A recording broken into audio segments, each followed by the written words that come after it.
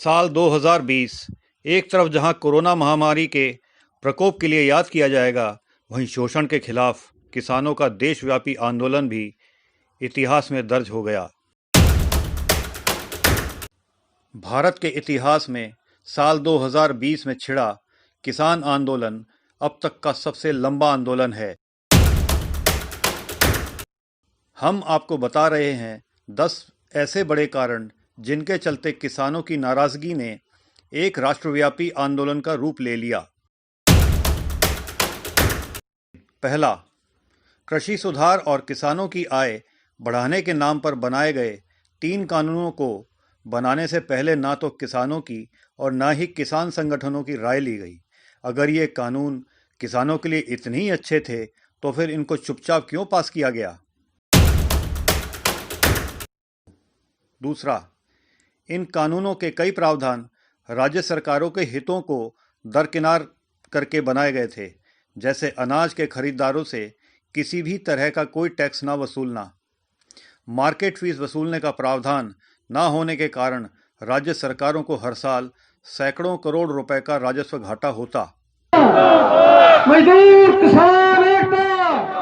तीसरा, खरीदार को बिना किसी पंजीकरण के ही अनाज खरीदने की इजाज़त देना अपने आप में कई सवाल खड़े करता था। नए कानून में समय पर भुगतान न करने की दशा में किसान को 1.5 गुना कीमत देने की बात तो की गई, लेकिन अगर खरीदार पंजीकृत ही नहीं है तो किसान उसे कहां से पकड़ेगा?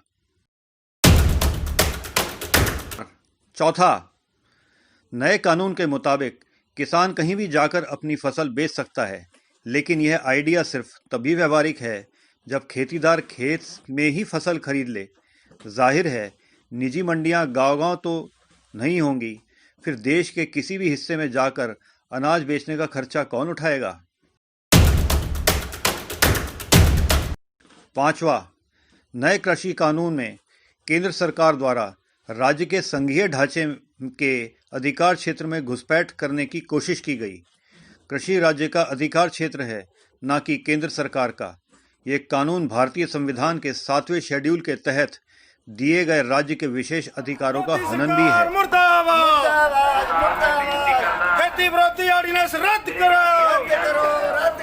मोदी सरकार मुर्दाबाद। कई देशों का अब तक का अनुभव कहता है कि कृषि का निजीकरण कभी भी किसानों के हक में नहीं रहा। निजी मंडियों में अनाज बेचने का प्रावधान तो कर दिया गया, लेकिन खरीदार सारी फसल खरीदेगा और मनमर्जी के दामों पर नहीं खरीदेगा, इसकी कोई गारंटी नहीं। इससे देश के 86% किसानों का भविष्य अंधकारमय हो सकता है।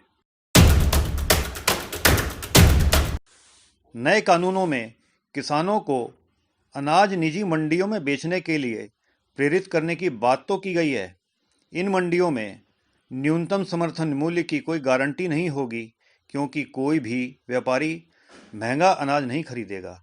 यानी अगर सरकारी मंडी में खरीद नहीं हुई तो निजी मंडियों में किसानों का शोषण तय है। नए कानूनों में किसानों और व्यापारियों के बीच पैदा हुए विवादों के निपटारे सिर्फ एसडीएम जैसे अधिकारी कर सकते हैं। कॉरपोरेट घराने अधिकारियों को आसानी से प्रभावित कर सकते हैं, यानी किसान मनमर्जी के खिलाफ अदालत का दरवाजा नहीं खटखटा पाएंगे। खेती नहीं होगी, जो भूमि नहीं बचेगी, तो खाएंगे क्या? किसानों के बीच नए कृषि कानूनों के प्रति इसलिए भी नाराजगी है क्योंकि नए कृषि कानूनों में बिचौलियों या आड़तियों की भूमिका खत्म कर दी गई। बिचौलिए किसानों को उर्वरक, कीटनाशक, बीज या फिर दूसरे खर्चों के लिए कर्ज उपलब्ध करवाते थे। सरकारी बैंक पहले से ही कर्ज देने में आनाकानी करते हैं। कृषि कानूनों में कॉन्ट्रैक्ट फार्मिंग यानी ठेके की खेती को बढ़ावा देने की बात भी की गई। बजाय किसानों का कर्जा माफ करके उनको आर्थिक मदद देने के यहाँ पर भी कॉरपोरेट घरानों का हित सामने आया। इससे पहले भी पंजाब में कॉन्ट्रैक्ट फार्मिंग के जरिए किसानों के साथ धोखा हुआ है। दोस्तों, यह थे 10 बड़े कारण जिनके कारण किसानों की नाराज़गी ने एक राष्ट्रव्यापी आंदोलन का रूप ले लिया। आपको हमारी विशेष रिपोर्ट कैसी लगी, हमें ज़रूर बताएं। आपके सुझावों का इंतज़ार रहेगा।